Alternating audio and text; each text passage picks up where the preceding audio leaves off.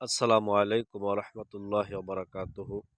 প্রিয় বন্ধুরা, আমরা যত কাজ যাহা কিছু করি না কেন, একমাত্র আল্লাহ তাআলার সন্তুষ্টির জন্যই আমরা যদি কাজগুলো করে থাকি, তাহলে রাসূলে পাক সাল্লাল্লাহু আলাইহি ওয়াসাল্লাম বলছেন, ইন্নামাল আমালু বিন্নিয়াত, তোমাদের সমস্ত কাজই নিয়তের উপর নির্ভরশীল।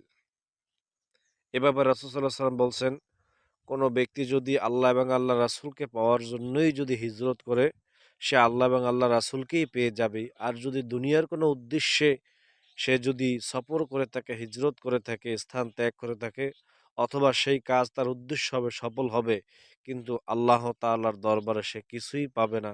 এজন্য রাসূল বলছেন, ইন্নামাল আমালু বিন্নিয়াত, সমস্ত কাজই মানুষের নিয়তের উপর নির্ভরশীল। এজন্য নিয়ত ঠিক থাকলে আপনার সকল কাজেই আল্লাহ তাআলা বারাকা দান করবেন। এজন্য নিয়তের গুরুত্ব অপরিসীম।